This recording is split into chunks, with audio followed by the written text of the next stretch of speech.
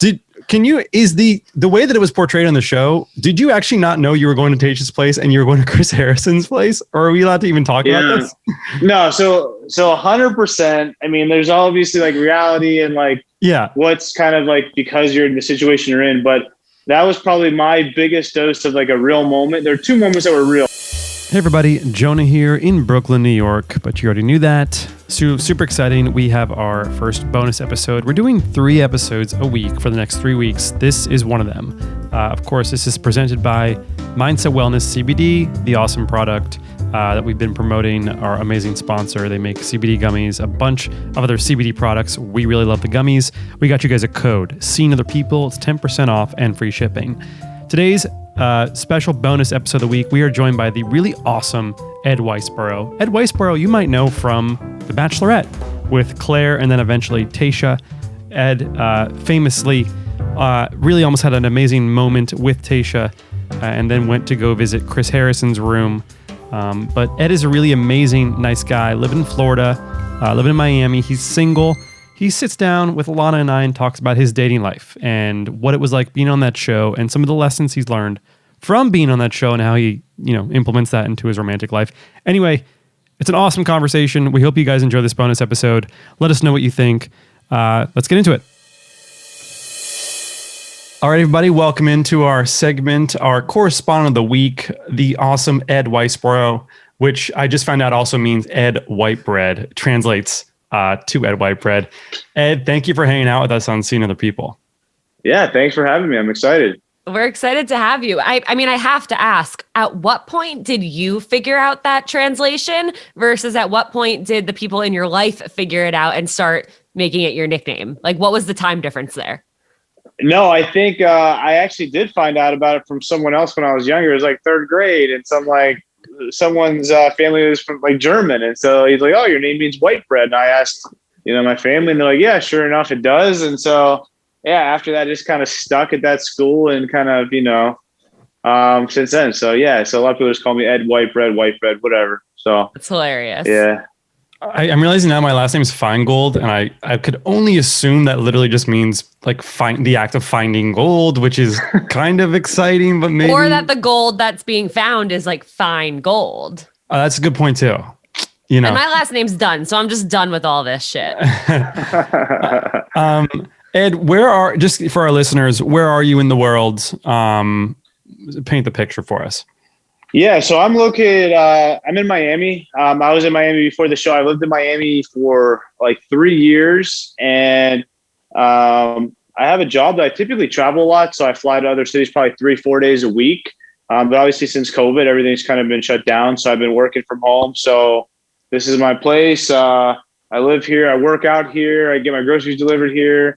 It's kind of been home base for like a year now.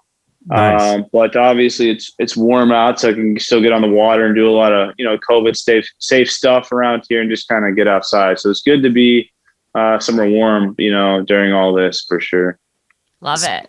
Speaking of COVID safe stuff, let's talk dating, which is of course what we're here to talk about. We're here to talk about dating? What?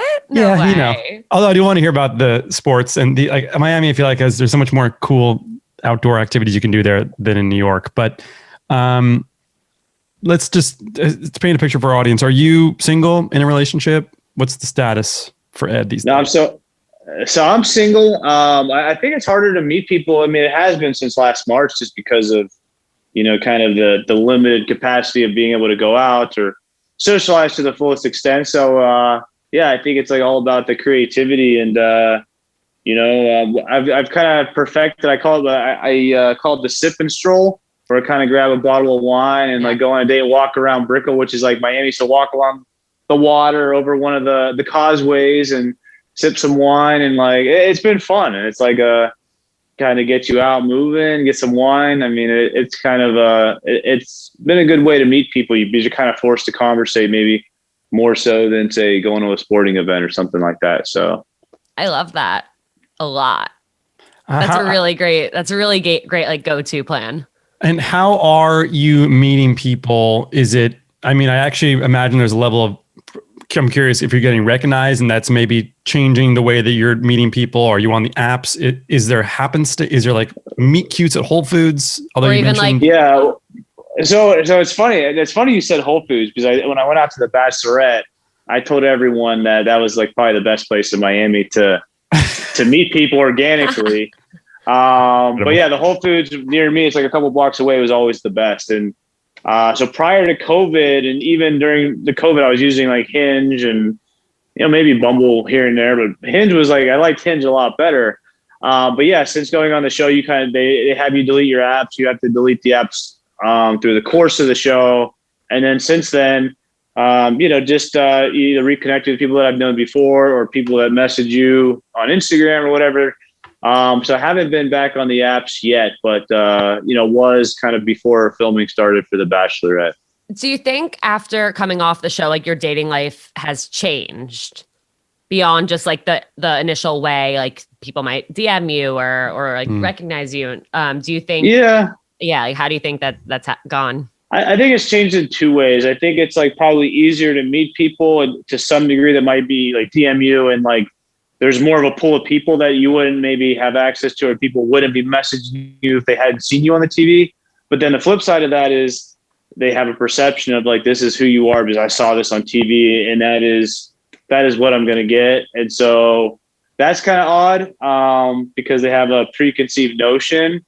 And so you're kind of aware of that. But, I think if anything, it probably helps you just kind of have, more options as far as people are like messaging you and interested in you versus usually it's like me going on Hinge trying to like, meet somebody. So makes it a little bit easier in that respect. Definitely. On the dates themselves, are people really focused on just like asking about your experience on the show or your new like network in Bachelor Nation? Like I feel like I can imagine that happening. I think you get like it's almost like the three types of people. You get the ones that go right for it and they bring it right up. And then you get the people that don't bring it up, but they know. And then the people that like indirectly reference it throughout a conversation in hopes that you'll bring it up. You know what I mean? Like casually, like, oh, like, what do you like to do? Like, oh, I love to paddleboard and watch The Bachelorette. And you're like, and you're supposed to say, oh, but I was on but they already know that. But like, you know what I mean? It's like it's a weird thing. So. What is the biggest lesson you retrospectively looking back at both the way you were on camera and your experience in the show? What's like a lesson that you learned? And let's give an example. Ilana and I have now done maybe, 50 plus episodes of a podcast about dating. So we treat dating differently now. It's hard to go on a date and not play podcast host sometimes. What is something that you've noticed in your dating life that has changed as a result of going on that show and being involved in a dating show on national television? Like, from an emotional and like personality standpoint. Yeah, I think from a personality standpoint, and it was the same before, but the show, it kind of just reinforces that you need to be yourself, be authentic. And that's kind of like, I'm 37. So you kind of get past that age, like where you're trying to impress people or do stuff just to, kind of make the best statement on a first date. So it's more or less, yourself and be yourself. But as far as like just other perspectives, the show really kind of like, it helps you to, you interviewed there all day. You're in interviews, you're doing stuff, you're talking to people, and it just helps you kind of be better in presenting kind of what your feelings are, communicating with people, makes you more comfortable meeting new people. And so you're thrown into this world where you have 20 cameras and 20 people asking you questions. So when you're just out with a girl, even maybe if you're just a little bit nervous, maybe it's a lot better because you feel comfortable because you've been put in those stressful situations. So it kind of feel more comfortable faster, I think, for sure. I don't know why I had this like imagination of like you're on a date in Miami and like to help replicate the feeling of being on the show, you bring a crew so you can just go off and do an interview in case you ever want to know like, how the date's going. So, okay, that. I think that is a really cool piece of advice. And for our listeners, I think a lot of the things they struggle with is communication. And that's from both ends. That's from like people you're on dates with and people you're going on dates with. And how do I communicate my feelings? But I can imagine that coming off of that show really did that. I respect that. And I think that's like a dope dope change the dating life. Yeah. I have two questions for you. The first one, and I think about this every time I watch the show, where it's like, obviously the end of every episode, we hope every episode, is the rose ceremony. And as crazy as the concept of a rose ceremony is, sometimes I'm just like, oh, like I almost wish the end of my dates could have a rose ceremony. So I would just know right then and there if this person wants to see me again. Like, Yeah.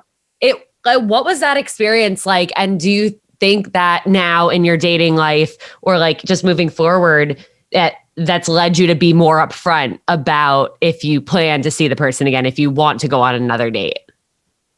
Yeah. So for the first part, the rose ceremonies were, you kind of put in that situation where, I mean, at first, because, they can't really get to know you through a few-minute conversation. So you're kind of like, am I picked or am I not? You have no clue. Eventually, when you start kind of like having good conversations, you're like, I got to get picked, or maybe that went poorly. But I think in real life, and this sounds crazy, but I've always been very open. I won't imply that I'm going to see someone again, or I won't say, yeah, we'll go. I mean, I only say that when I really want to go out with someone again. So I try to kind of communicate that towards the end, like, hey, we should get together, or hey, it was nice meeting you. Because hey, nice meeting you means great meeting you. No. But I've never actually even ghosted someone. I respond to everyone just to be nice. I feel bad. Round of applause. Ed is a model dater, you guys. Be like Ed. Don't ghost. Be like Ed. Yeah. Well, the problem is, like, sometimes every now and again you get those people that continue to text you and they don't get the point. Yeah. But I mean, I really don't try to ever not communicate that. I mean, I try to be as honest as possible. And usually you kind of know after a date whether you want to see someone. There's not many that I'm on the fence. I don't really know. You kind of have a good sense pretty fast. I applaud you for your anti-ghosting. That's something we definitely preach on the show. And we've helped our listeners with a format to help. It's called ACT for everyone listening right now. Acknowledge, compliment, terminate, thank. Go ahead and do that. You know what it means. Wow. Well, that's great. Well, okay. So I guess I have one question, and I don't know if this is something we were allowed to talk about, but as a fan of the show, first of all, I actually know Julie. I don't know if she was on your season.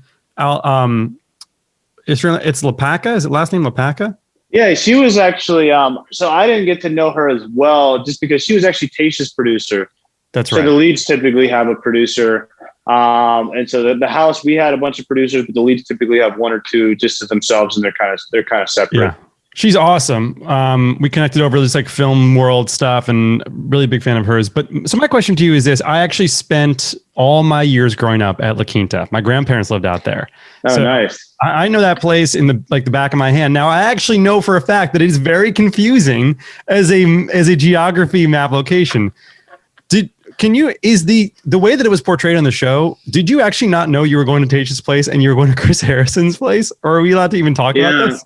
No, so 100%. I mean, there's obviously like reality and like what's kind of like because you're in the situation you're in, but that was probably my biggest dose of like a real moment. There are two moments that were real. When those guys came back naked from dodgeball was a kind of like, what the fuck moment. Yeah. Like I was shocked. I wanted to get off that couch. I was sitting there. I was like, what is going on? I couldn't believe my eyes.